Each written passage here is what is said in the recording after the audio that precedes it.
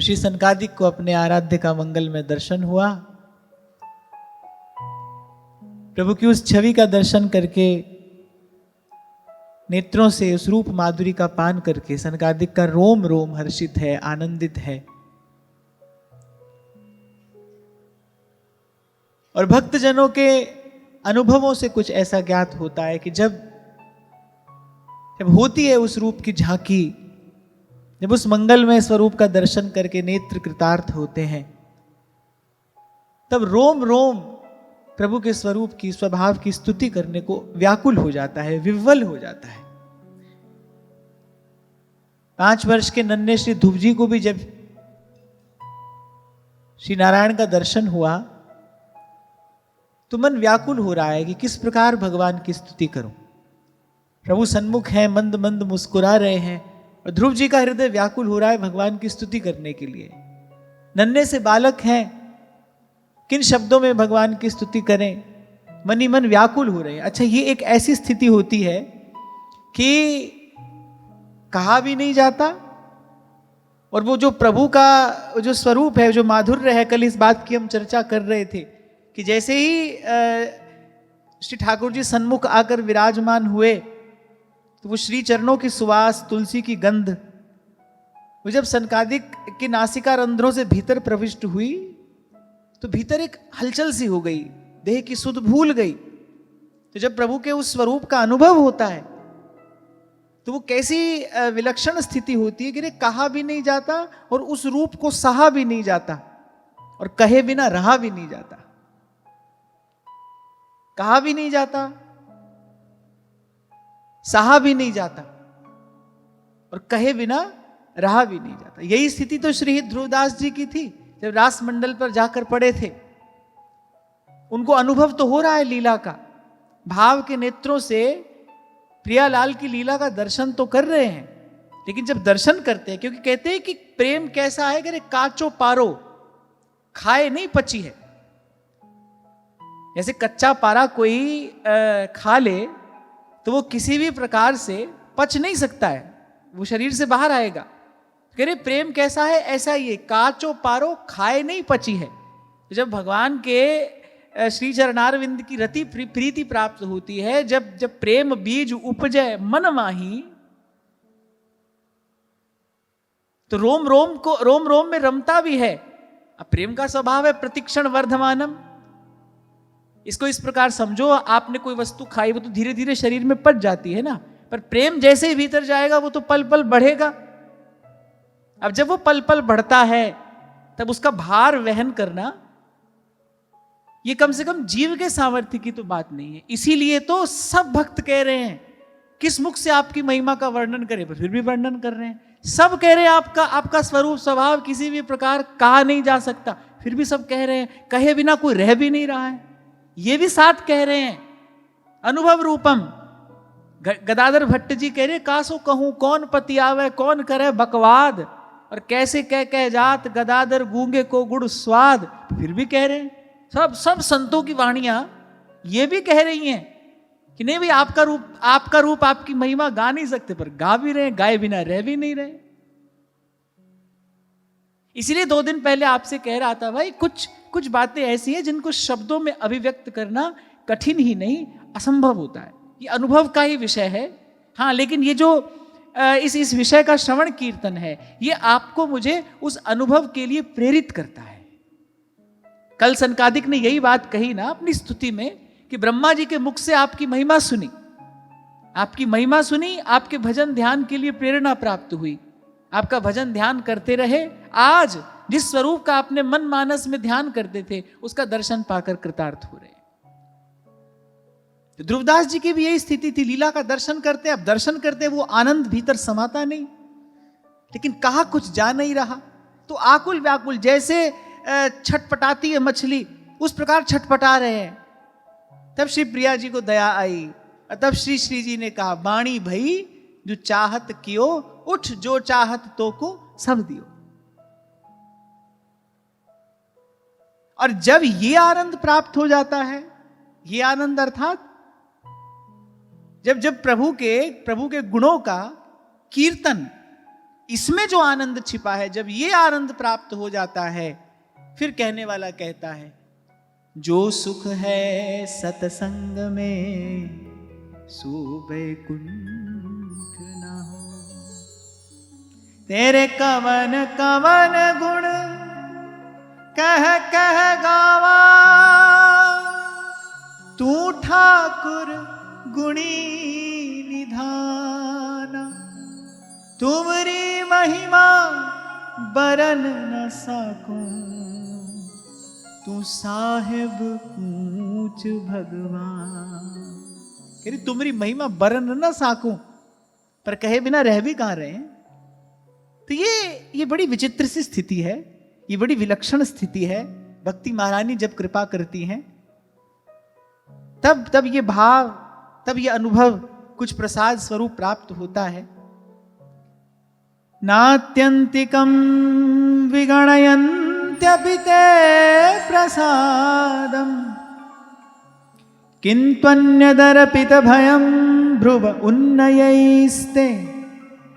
येङ्गत्वदङ्घ्रिशरणा भवतः कथायाः, कीर्तन्य तीर्थ यशसः कुशला रसज्ञाः।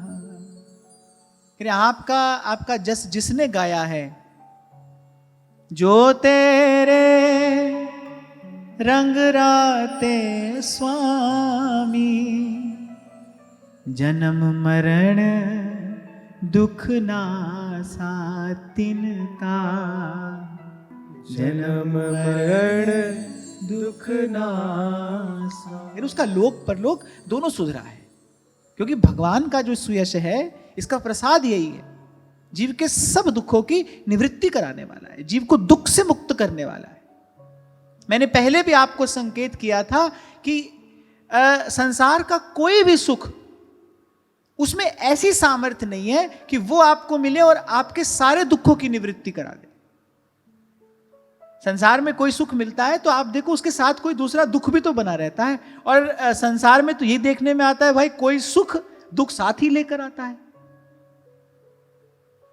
ऊंचा पद मिल जाए तो भाई ये कुर्सी हाथ से चली न जाए, इस बात का भय, इस बात की चिंता साथ रहती है।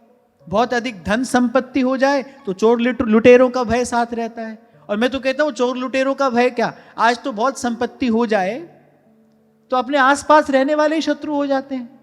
आज तो भाई वो समय आ गया है, पुत्र पिता का शत्रु हो जाता है, भाई भाई का शत्रु हो जाता है। अर्थ में तो ये सब अनर्थ रहते ही हैं।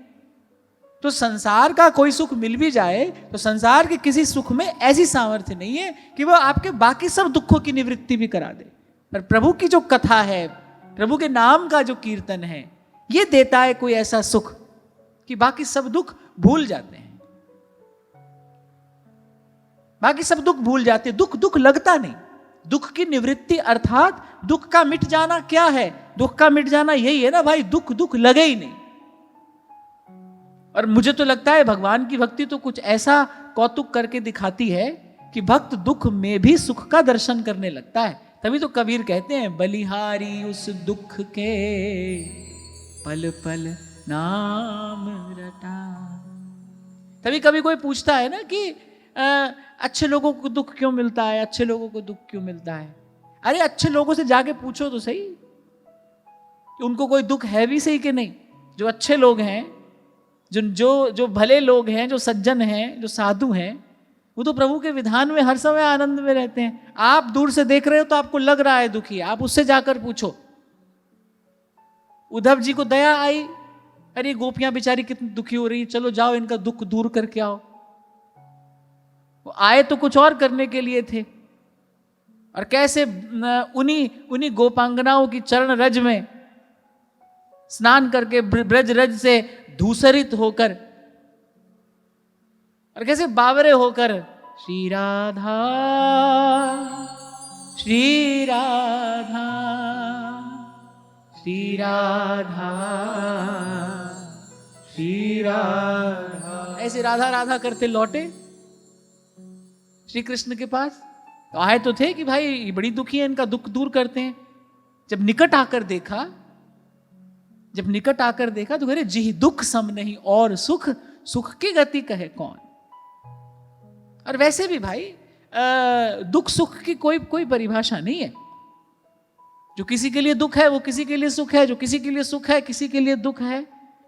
और अभी कुछ दिन पहले हमने चर्चा की थी, जो सुख दुख की प्रतीति है, वस्तुतः सुख दुख कुछ है नहीं, लेकिन इस सुख दुख की प्रतीति जीव को अज्ञान के कारण और अविद्या के कारण होती, यही भगवान की माया है। अब जैसे रात को अंधेरे में रस्सी देखकर कोई डर जाए कि भाई सांप है, अब है तो रस्सी, लेकिन भ्रम ने क्या किया, सर्प का दर्शन करा के भयभीत कर दिया। ऐसी भगवान की माया है तो कुछ और, अब दिखाई कुछ और दे रहा है। अब जब रस्सी में सांप दिखाई पड़ता है तो भय तो वैसा ही लगता है ना जैसा सांप को देखने पर लगेगा, पर सांप है तो नहीं वहां, भ्रम है। ऐसे ही माया भ्रम उत्पन्न करती है, सुख दुख जैसा है कुछ नहीं। इसलिए मैंने कहा दुख की निवृत्ति क्या है, दुख दुख लगे नहीं। और प्रभु के नाम का, प्रभु के यश का गुणगान भक्तों को कोई ऐसा आनंद दे देता है कि वो सुख दुख ये दोनों के द्वंद्व से पार हो जाते हैं। फिर वहां ना सुख है और ना दुख है। मैं बहुत छोटा था तो सुनता था, कोई गाता था कि मुरली वाले से जिसका संबंध है उसको हर घड़ी आनंद ही आनंद है। वो ना सुख में है ना दुख में है, वो दोनों से मुक्त हो जाता है, दोनों से पार हो जाता है। यही बात सनकादिक कह रहे हैं, प्रभु आपका सुयश अत्यंत कीर्तनीय है। यहां सनकादिक की बात सुने तो वो कह रहे भाई गाने योग्य भगवान का ही गुण है। संत थोड़े थोड़े शब्दों में बड़ी बड़ी बातें कह देते हैं। संत कहते हैं हरि की कथा ही कथा, बाकी सब व्यथा, बाकी सब व्यथा। हमको भी बड़ी देर के बाद इस बात का अनुभव हुआ कि हाँ भाई बाकी सब व्यथा ही व्यथा है। कुछ दिन पहले कह तो रहा था मैं आपसे, संसार में कोई दुख की बात करे तो भी दुख है, सुख की बात करे तो भी किसी ना किसी को दुख है। आप अपनी सुख संपत्ति बहुत किसी को बताओ तो आपके सामने भले मुस्कुराता रहे, पर अंदर से तो ईर्ष्या उसको जलाती है ना। जबकि जीव ये भूल जाता है कि भाई यहां जिसको जो मिल रहा है वो केवल उसके कर्म का फल मात्र है। केवल व्यक्ति को इस बात का भ्रम रहता है मैंने कमा लिया, मैंने बना लिया, इस बात का भ्रम रहता है व्यक्ति को, क्योंकि मायाबद्ध जीव है, भ्रम में ही है। तो इस बात का केवल भ्रम है, भाई मैंने बना लिया, मैं बन गया। अगर व्यक्ति अपने बनाने से बनाए फिर तो कभी बिगड़े ही नहीं, पर यहां तो बनता भी दिखाई पड़ता है, बिगड़ता भी दिखाई पड़ता है।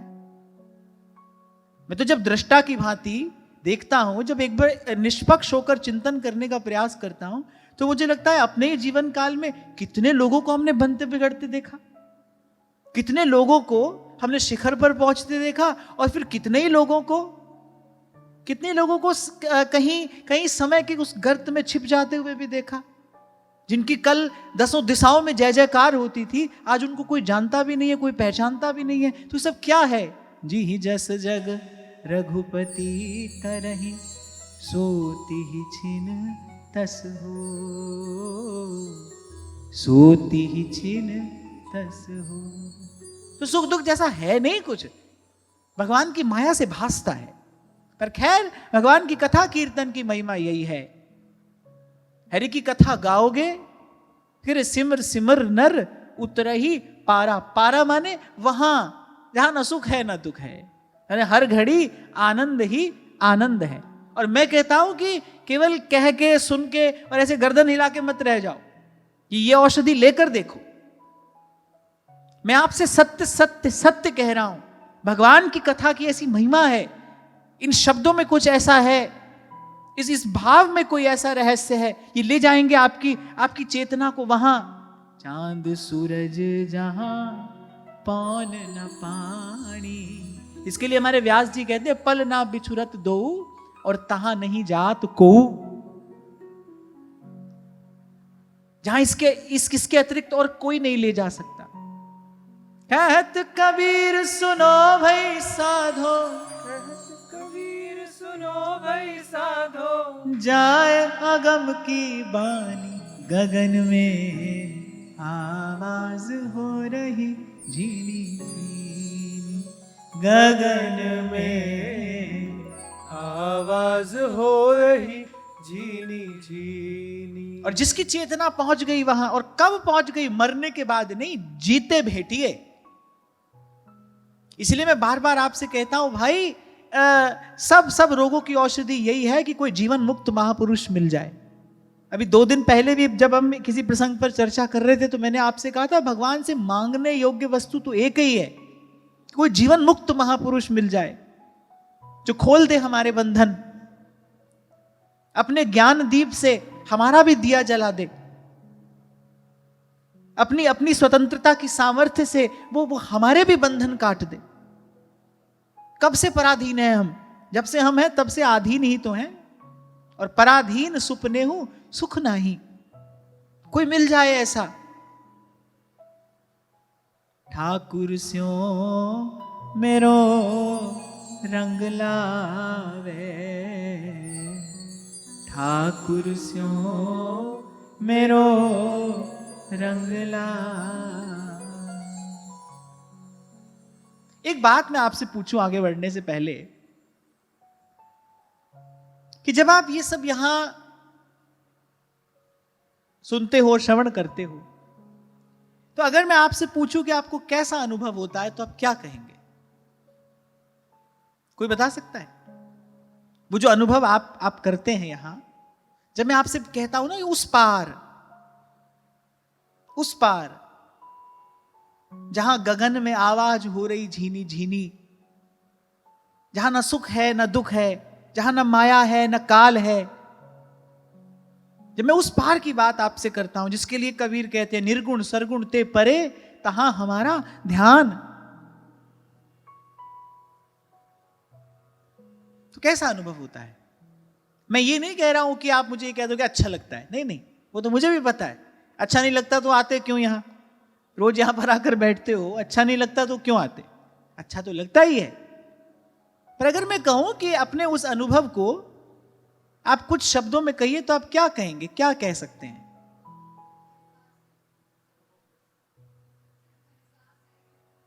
अनुभव है, आत्मा को शांति मिलती है।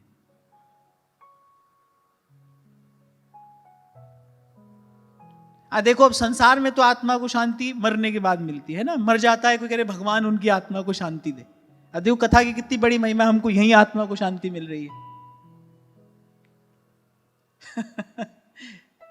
नहीं, संसार में तो ऐसा ही तो होता है, मर जाए कोई, कह रहे भगवान उनकी आत्मा को शांति दे, हमको यही मिल रही है। ये बात मैंने इसलिए पूछी, ये जो आपने कहा ना आत्मा को शांति मिलती है, माने कुछ ऐसा है जो आपकी आत्मा अनुभव कर रही है। मैं इसी बात की ओर आपका ध्यान ले जाना चाह रहा था। ये जो आत्म अनुभव है, यही इस कथन श्रवण का प्रसाद है। और जहां की बात सुन के आपकी आत्मा प्रसन्न हो रही है, आपकी आत्मा शांत हो रही है, शीतल हो रही है, जहां की केवल बात सुन के जब उसका वस्तुतः अनुभव होगा फिर क्या प्राप्त करना शेष रह जाएगा। इसलिए मैंने कहा कि मेरी बात सुनकर और गर्दन हिलाकर नहीं रह जाना। ये जो कहा सुना जा रहा है, ये आपको प्रेरणा दी जा रही है कि जो बात हम यहां कह रहे हैं, सुन रहे हैं, उसको प्राप्त करने का प्रयास हम अपने जीवन में आरंभ करें। और कोई कठिन प्रयास नहीं है, कितना सरल सा रास्ता है। यहां सनकादिक कह रहे बस आपका गुण गाना है प्रभु।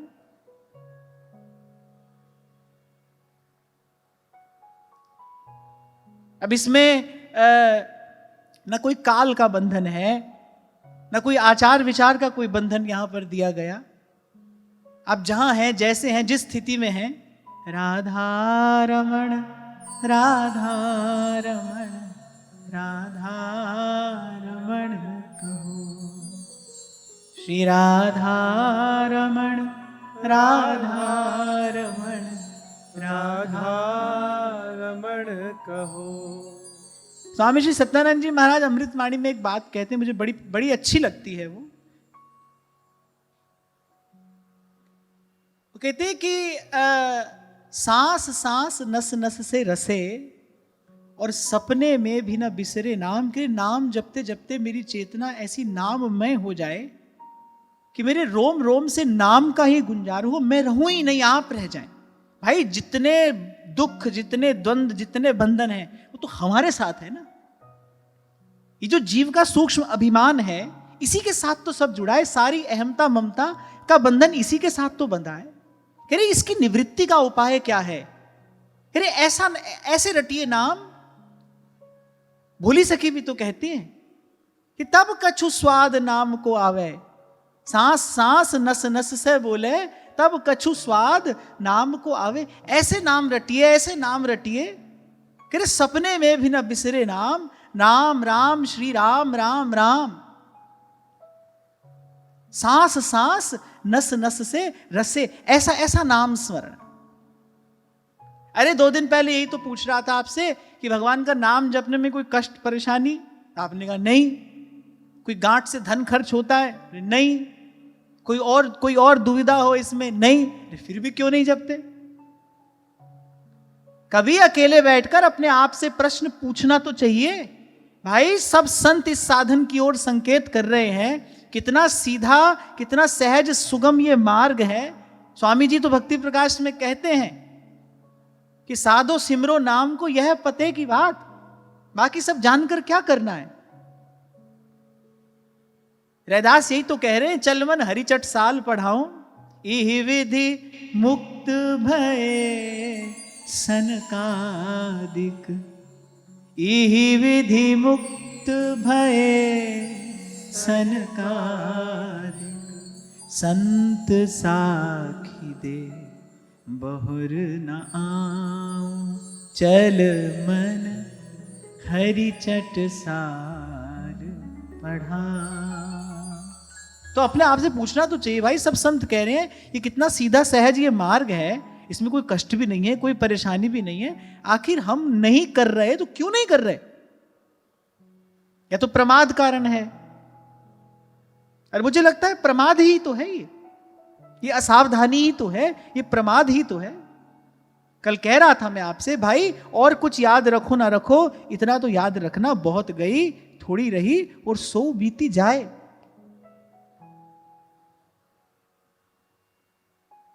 ये वक्त गुजरदा जांदा है, ये वक्त गुजरदा जांदा है, लखां विचों कोई बिरला, लखां विचों कोई बिरला, मुल वक़्त दा पाउंदा है, ये वक्त गुजरदा जांदा है। कहने वाला बड़ी सुंदर बात कहता है, किसे नु वक्त बनावे राजा, किसे नु दर दर रोले जी, वक्त किसे दे पैरी पैंदा, किसे दे सिर चढ़ बोले जी, ए ऐसा नाच नचांदा है, किते हसदा किते रुलांदा है,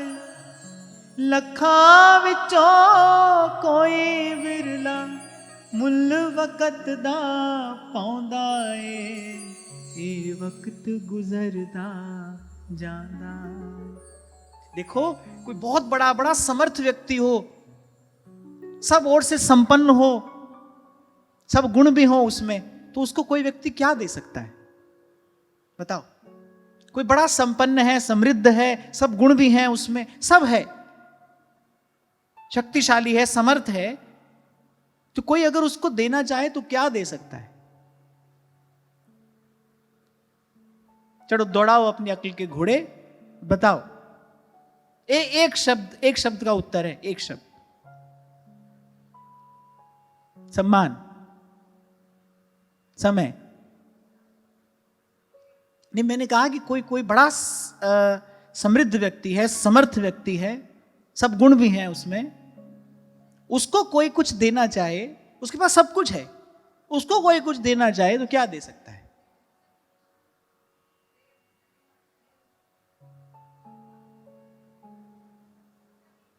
एक शब्द का उत्तर है, आदर। उसको आप क्या देंगे? आदर देंगे। मैं कई बार कहता हूं ना आपसे, भाई भगवान को क्या दोगे? नमस्कार कर दो। अंजलि पर मस्तक किए विनय भक्ति के साथ, नमस्कार मेरा तुझे होवे जग के नाम। बस भगवान को प्रणाम कर सकते हैं, प्रभु आपकी जय हो। तो ऐसे जो काल है, परसों हमने चर्चा की ना, ब्रह्मा जी कह रहे ये जो काल है प्रभु, ये आप ही तो हैं। इस रूप में आप ही तो इस सृष्टि का नियंत्रण कर रहे हैं, इसका संचालन कर रहे हैं, इसका संरक्षण कर रहे हैं। काल कोई और नहीं, आप ही हैं, ऐसा ब्रह्मा जी कह रहे हैं भगवान से। तो काल सर्वसमर्थ है। काल को क्या दिया जा सकता है? समय को आप क्या दे सकते हैं? आदर दे सकते हैं। और समय का आदर क्या है? सांस सांस सिमरे गोविंद, मन अंतर की उतरे चिंत। आदर देने से समय प्रसन्न होता है, और समय का आदर यही है, समय का सदुपयोग यही है, समय की सफलता सार्थकता यही है। और कहा था मैंने आपसे, जीवन कुछ और नहीं, जन्म और मृत्यु से बीच का समय ही है। जीवन का अर्थ यही है, the technical meaning of life, the time span between birth and death. जन्म और मृत्यु के बीच की जो अवधि है, उसी का नाम तो जीवन है ना, समय ही तो है वो। समय को कुछ और नहीं दे सकते आप, समय का आदर कर सकते हैं। यदि आप समय की प्रसन्नता चाहते हैं, समय की अनुकूलता चाहते हैं, तो आप समय का आदर कर सकते हैं। और समय का आदर यही है, काल का आदर यही है। और इस विषय में तो सब सयाने एक मत हैं। वो ज्ञानी हो, भक्त हो, वृंदावन की रसिक परंपरा हो, ये सब संत सयाने एक मत हैं इस विषय में। भाई समय का आदर यही है।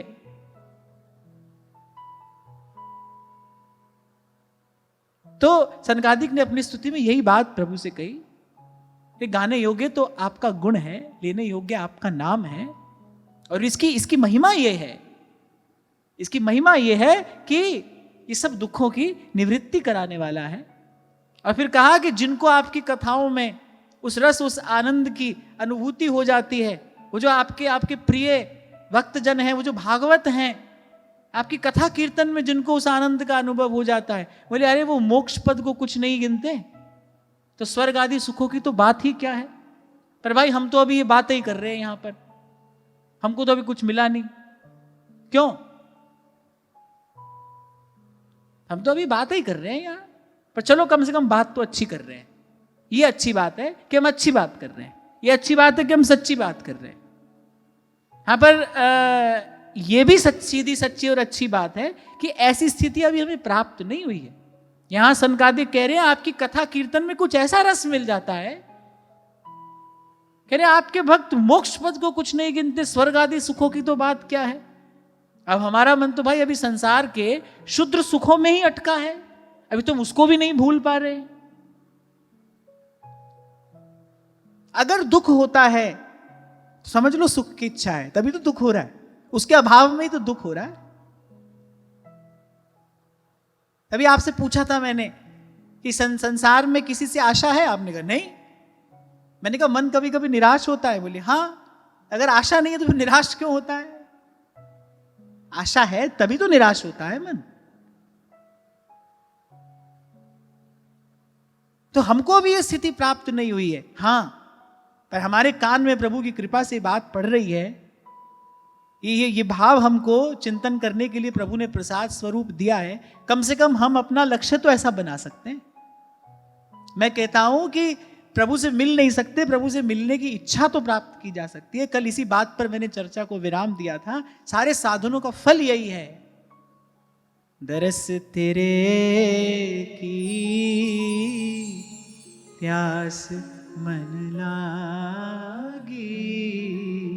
सारे विकार भस्मीभूत हो जाते हैं इस व्याकुलता में, इस विह्वलता में। श्री कृष्ण ने वेणुनाद किया, कि जिन गोपियों का मार्ग अवरुद्ध कर लिया गया, वो ऐसी छटपटाई कि थोड़ी सी देर में उनके जितने बंधन थे सब कट गए।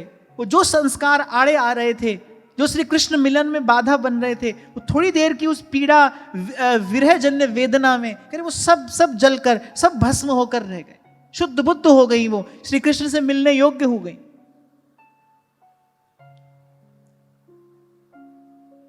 अभी अभी बात क्या है भाई, अभी अभी हमारा काम चल रहा है, अभी तो हमारा काम चल रहा है।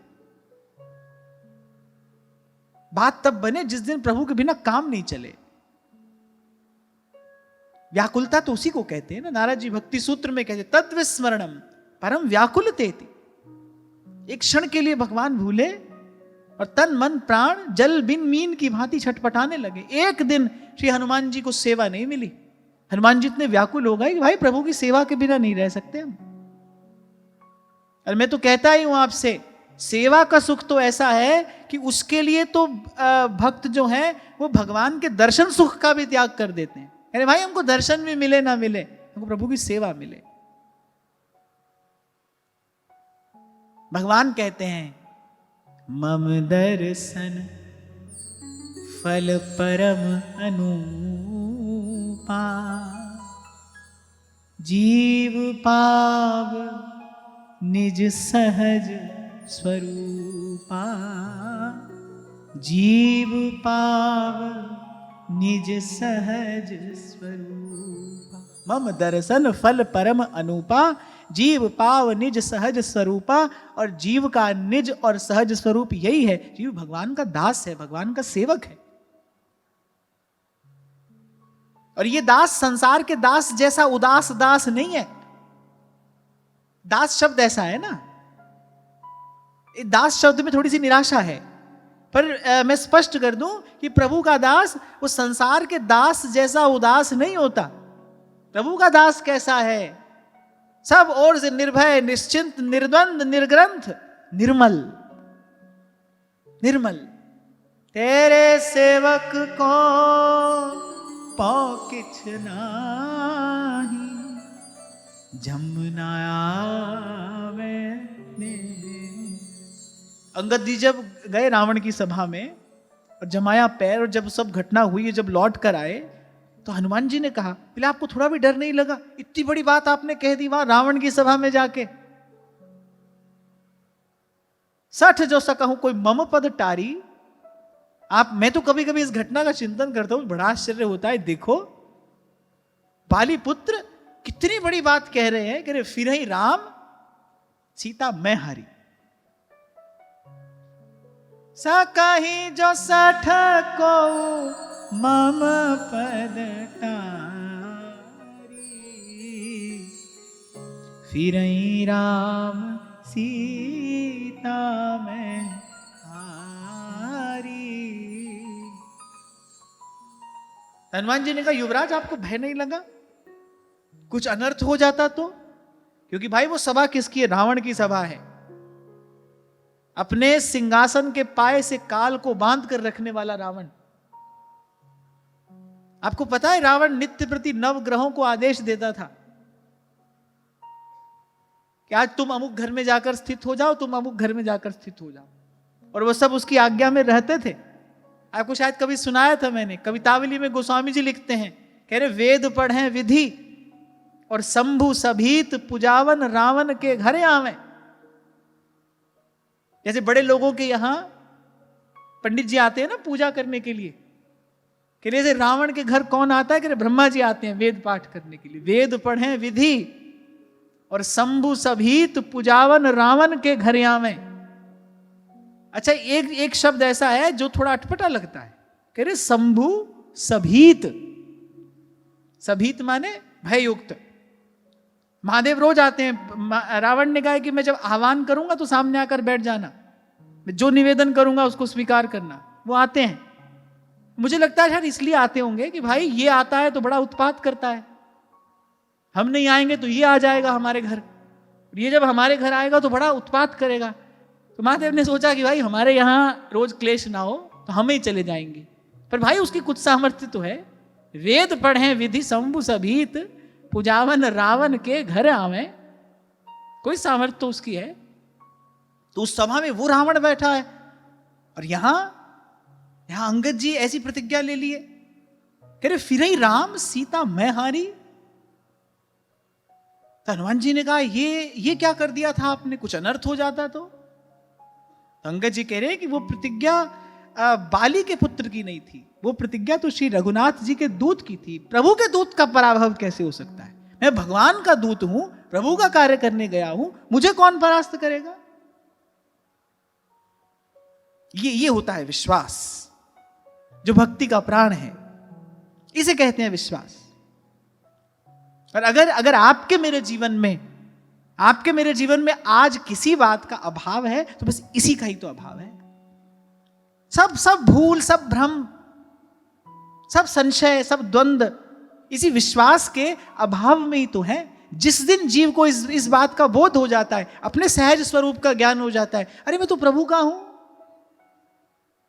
जाको मीत साजन है समिया, तिस जन को काहे की कमियां। ओ जाकी प्रीत गोविंद स्यों लागी, ओ जाकी प्रीत गोविंद स्यों लागी, दुख दर्द भ्रम ताका भार। इसीलिए भक्त की दृष्टि साधारण वस्तु पर नहीं जाती, क्योंकि तो सब साधारण है। यहां से लेकर ब्रह्मलोक पर्यंत बड़ी सब साधारण है। तो विशेष वस्तु चाहिए, ना उपजे ना बीण से, और संतन सुखदाई कहे मलूका जान के मैं प्रीत लगाई। उसको विशेष वस्तु चाहिए। और 2 दिन से हम इसी भाव पर चर्चा कर रहे हैं। सनकादिक ने जिस प्रभु की श्रीअंग लक्ष्मी का दर्शन किया, दर्शन करके धन्य धन्य हो गए, रोम रोम आनंदित है। समझ में ही नहीं आ रहा क्या करें क्या कहें। ऐसे विह्वल व्याकुल से है सनकादिक। प्रभु सन्मुख खड़े हैं, जहां से आज चर्चा मैंने आरंभ की, कहा भी नहीं जा रहा, सहा भी नहीं जा रहा, कहे बिना रहा भी नहीं जा रहा, ऐसी कुछ दशा हो गई। धरत है पग और परत है कितहूं, सुधि नाही धन धाम की, जाहे लागी लगन घन श्याम की। भक्तों को तो ये धन चाहिए, खर्चे ना खूटे और चोर ना लूटे और दिन दिन बढ़त सवायो। ये धन चाहिए भक्त को। तो खैर, मैं तो आपको ये कह रहा था कि अभी तो हम ये सुन रहे हैं ये बात, हमको ऐसा कोई सुख अभी मिला नहीं है। यहां जिस कथा कीर्तन के जिस रस, जिस आनंद की बात कही जा रही है, कि जिसको प्राप्त करके स्वर्ग आदि सुख तो क्या, आपके भक्त मोक्ष की ओर भी नहीं देखते। कामं भवः स्ववृजिनैर्निरयेषु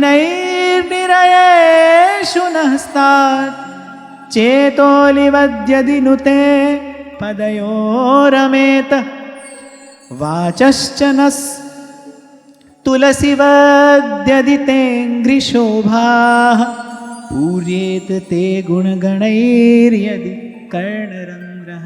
अब सब भक्तों की इच्छा यही होती है। सनकादिक यही कह रहे हैं, कह रहे हमारा जो ये मन है ना, भौरे की तरह, कह रहे बस आपके चरण कमलों से लिपटा रहे।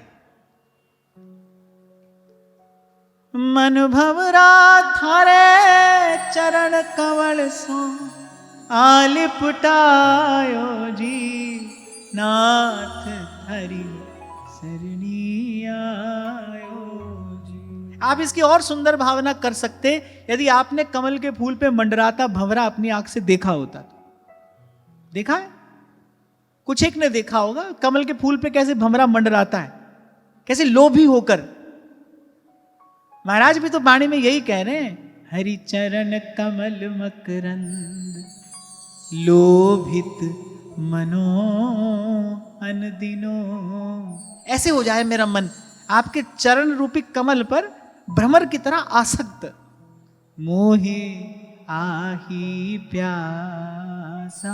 अच्छा, भंवरे की कमल पर केवल आकर्षण नहीं होता, उसकी प्रीति होती है। मधुकर की प्रीति है अंबुज से। इसलिए इसकी उपमा दी है संतों ने, ये उदाहरण दिया, हरि चरण कमल मकरंद, लोभित मनो अनदिनो, मोहि आही प्यासा, कृपा जल दे नानक सारंग को, हुए जाते तेरे नाम वासा, मोहि आही प्यासा, तेरे नाम वासा। करे मन भंवरा हो जाए, अब ऐसा आपके चरण कमलों से लिपटा रहे, रमा रहे उसमें, किसी भी प्रकार से भ्रमर त्याग नहीं करता। कमल पुष्प में जब उसकी कर्णिका पर बैठ जाता है, और अगर बैठे बैठे सूर्यास्त हो जाए तो कमल बंद कर लेता है अपनी पंखुड़ियां। कह रहे वो भंवरा, अच्छा मैंने दोनों दृश्य देखे हैं, मैंने भंवरे को कमल पर मंडराता भी देखा है, और मैंने भंवरे को बांस में छिद्र करते भी देखा है। कितना कठोर होता है बांस, भंवरा छेद कर देता है उसमें, माने उसमें ऐसी सामर्थ्य है। लेकिन जब कमल पुष्प में बंद होता है, भले उसके प्राण चले जाएं, लेकिन वो कमल की जो कोमल पंखुड़ी है, वो किसी भी प्रकार से उसका हित नहीं सोच सकता। क्यों? क्योंकि उसकी प्रीति है। इसीलिए ये उदाहरण दिया गया। यहां सनकादिक कह रहे हमारा जो मन है भौरे की तरह आपके चरण कमलों में रमण करता रहे। और कह रहे जैसे तुलसी सदा आपके श्री चरणारविंद में निवेदित रहती है, कह रहे ऐसे हमारी वाणी गुण गाए, और आपका गुण गाते गाते हम अघाए नहीं, थके नहीं।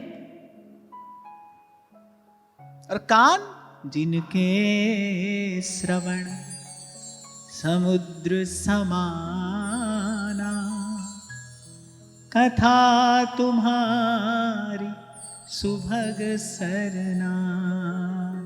प्रभु ये प्रसाद हमको दे दीजिए। फिर तो सनकादिक कह रहे हैं कि अपने कर्मों के कारण जी ही जोनि जन्मऊ कर्म बस, फिर हमें चिंता नहीं है।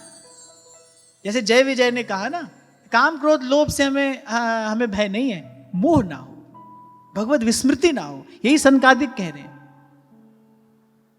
और मैंने कहा ना, जिसको उस अमृत की बूंद मिली, जिसने वो रस चखा, उसका मन ऐसा ही हो जाएगा। हमारे श्री महाप्रभु जी भी तो यही बात कह रहे हैं, यत्र यत्र मम जन्म कर्म भीर नारकेत परमे पदेथवा, राधिकारति निकुंज मंडली तत्र तत्र हृदि में विराजता।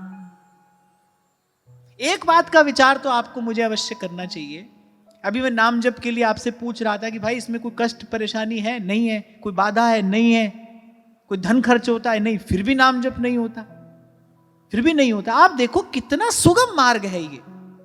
इससे सीधा, इससे सच्चा और इससे सरस मार्ग और कौन सा होगा? लेकिन फिर भी आप और मैं नहीं कर पा रहे। क्या है ये माया श्री कृष्ण की मोयो सब संसार। और भगवान कह रहे मामेव ये प्रपद्यन्ते माया मेतांग तरंति ते। ये जो रोज आपके मेरे मन पर चोट पड़ रही है ना यहां, इसका एक दिन परिणाम आएगा। ये जो शब्द मैं कहता हूं, आप सुनते हैं, आप और मैं मिलकर इस कथन श्रवण का जो प्रसाद प्राप्त कर रहे हैं ना, ये जो चोट आपके मेरे मन पर पड़ रही है, इसका एक दिन परिणाम आएगा। बनते बनते ये बात बनती है, छूटते छूटते वो सब छूटेगा। वस्त्र पर जब कोई दाग लगता है, आप उसको धोते हो तो पहले दाग हल्का पड़ता है, फिर छूटते छूटते छूटता है। ऐसे में विचार करता हूं, भाई देखो कितना सीधा सरल मार्ग है, फिर भी हम नहीं कर रहे। कितनी भगवान के नाम जप की महिमा हम कहते हैं, सुनते हैं, करते नहीं करते। जब मैं पहली बार जब बद्रीनाथ गया कथा के लिए, पहली बार क्या, एक ही बार गया, वहां पर एक महात्मा रहते थे। 5 दिन की कथा थी, एक दिन पहले हम लोग पहुंच गए थे, तो उनके पास जाकर बैठ जाता था और खूब वृंदावन की बात उनको सुनाता था। वृंदावन वृंदावन वृंदावन करता था। 5वें दिन, जिस दिन मैं प्रणाम करने गया कि बाबा आज मुझे शाम को चले जाना है, 5वें दिन जब मैं गया तो 4 दिन तक तो मेरी बात खूब सुनते रहे, मुस्कुराते थे, प्रसाद भी देते थे। 5वें दिन उन्होंने मुझे एक बात कही और उनके शब्दों की चोट लगी। 5वें दिन उन्होंने कहा कि बोले बेटा, तू वृंदावन की इतनी महिमा गाता है, वृंदावन का इतना गुण हमको तूने सुनाया, बोले फिर वृंदावन छोड़ के आता क्यों है? बोले जब वृंदावन की ऐसी महिमा है, फिर वृंदावन को छोड़ के आया क्यों? अब साधु बोले सहज सुभाए, पर साधु का कहा वृथा नहीं जाए। उस महात्मा के शब्दों की चोट लगी, और मैं बहुत वर्ष तक, हालांकि उसके तुरंत बाद वृंदावन का वास नहीं मिला, उसके बाद भी 2-4-5 बरस तक हम यहाँ वहां घूमते रहे, पर वो बात कहीं भीतर रह गई। भाई जब वृंदावन की इतनी महिमा है, जब और हम ही गाते हैं, फिर वृंदावन छोड़कर आए क्यों?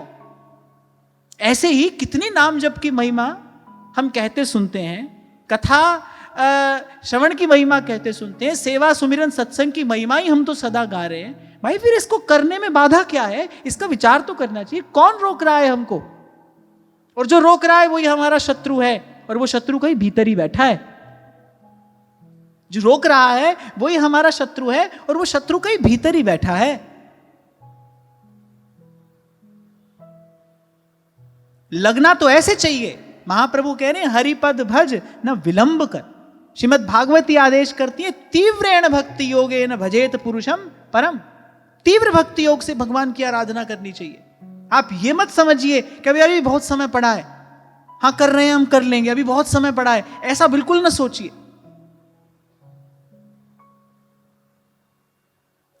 तीव्र भक्ति योग से, प्रबल भक्ति भावना से इसमें लगिए। आप लगोगे फिर बीच में भाव शिथिल होगा। पुराने जो संस्कार है वो विक्षेप बनकर फिर उपस्थित होंगे, वो स्मृतियां लौट कर आएंगी। पर इस बात का एक साधक को सतत विचार करना चाहिए। भाई जिस स्थिति की ये सब संत बात कर रहे हैं, हमें भी प्राप्त वही स्थिति करनी है। फिर भाई उस ओर चलने में विलंब क्यों हो रहा है? ये देर क्यों हो रही है? अपने मन से प्रश्न पूछोगे तो कभी मन उत्तर देगा। इस प्रश्न का उत्तर खोजने का प्रयास करोगे तो इसका उत्तर मिलेगा। और मैं कहता हूं भाई नित्य प्रति आप मैं यहां पर आकर बैठते हैं, कुछ 2 कदम आगे तो बढ़े हम अपनी यात्रा में।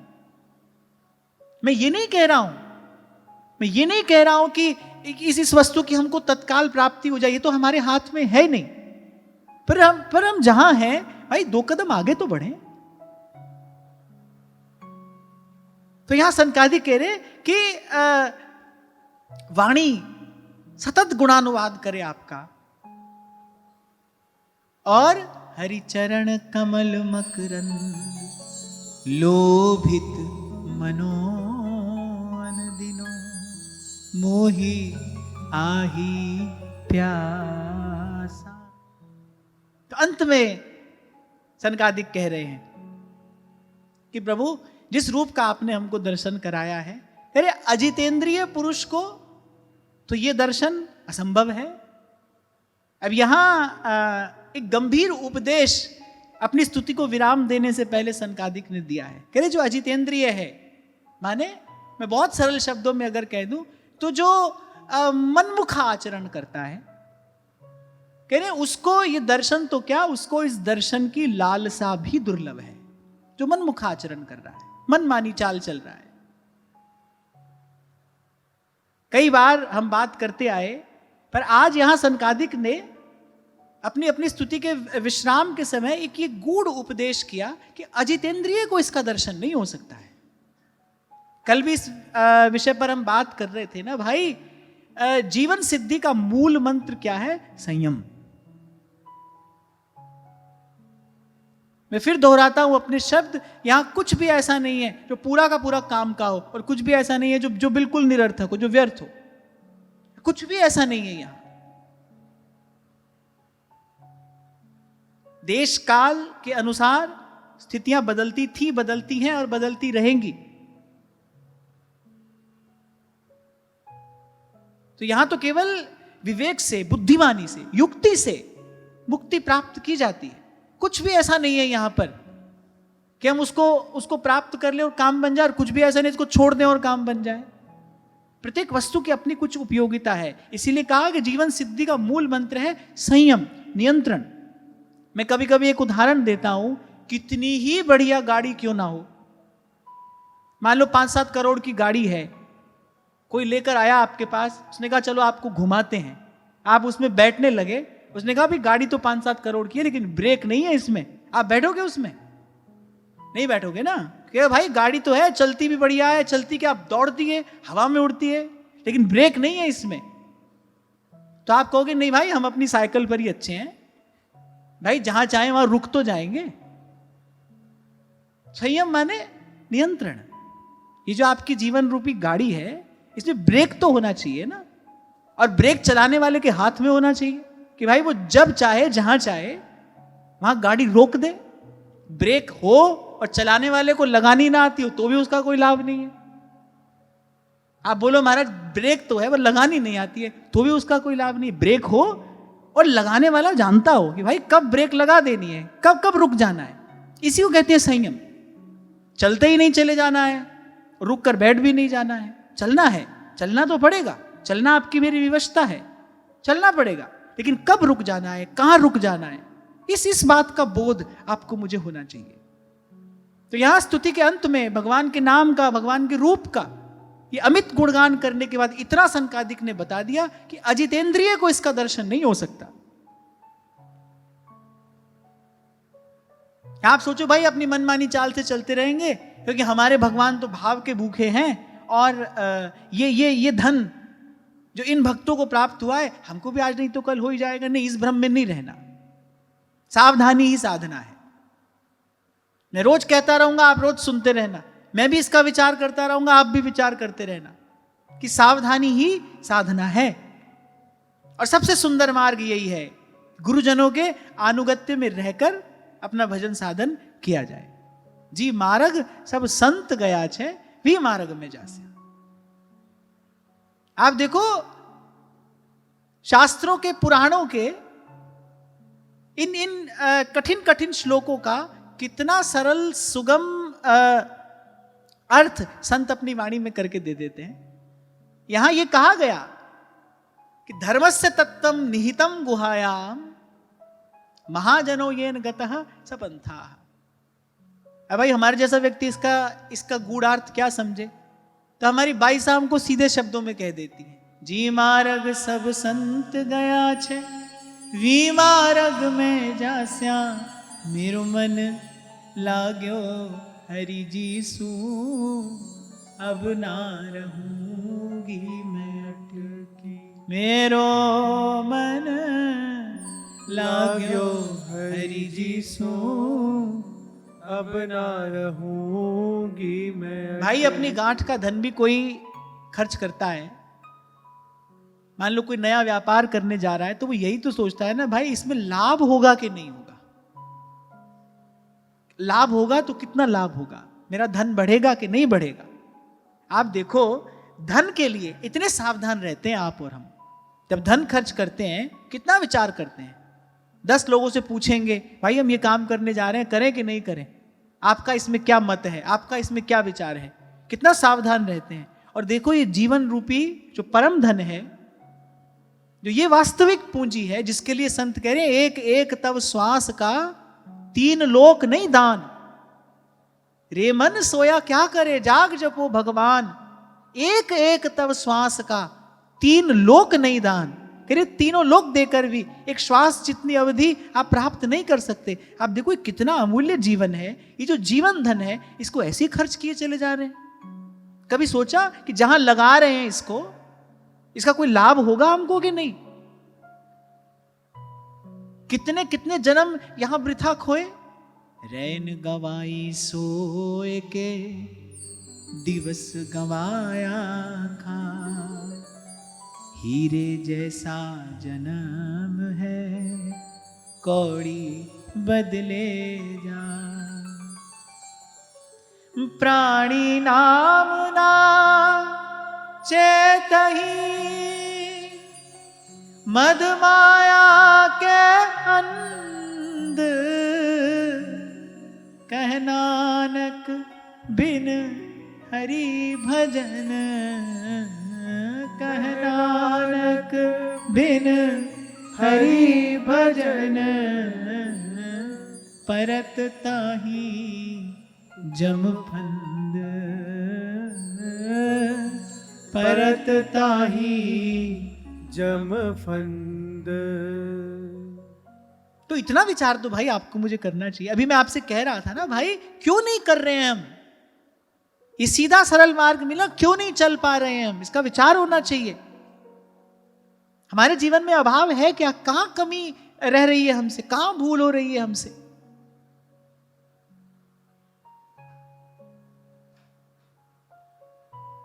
एक होता है पैसा खर्च करना, you are spending your money. एक होता है अपने धन का निवेश करना। खर्च करना एक बात होती है, इन्वेस्ट करना दूसरी बात होती है। जब आप खर्च करते हैं वो तो आपने खर्च कर दिया, लेकिन जो आपने इन्वेस्ट किया है वो तो ये सोचकर इन्वेस्ट किया है ना भाई इसका कुछ रिटर्न आएगा। तो खर्च करना एक बात है, निवेश करना दूसरी बात है। ये जो जीवन रूपी धन है ना भाई, खर्च करने के लिए नहीं है, ये तो निवेश करने के लिए मिला है। और जहां थोड़ी देर पहले मैंने आपसे कहा कि कोई बड़ा ही समृद्ध समर्थ हो, उसको क्या दिया जा सकता है, उसको आदर दिया जा सकता है भाई। ऐसे ही जो जीवन है इसका आदर यही है। जो सनकादिक ने अपनी स्तुति के विश्राम से कुछ पूर्व कहा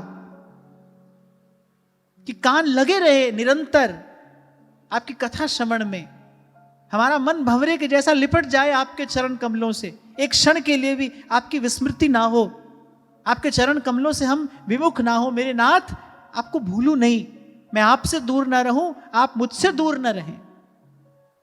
और भाई व्यवहार का बड़ा पुराना अभ्यास है हमें, इसलिए ना चाहते हुए भी बरबस वो हो जाता है। व्यवहार में आप देखो कोई बहुत अधिक प्रयास थोड़ी करते हैं, बरबस हो जाता है वो तो उसका, क्योंकि बड़ा पुराना अभ्यास है।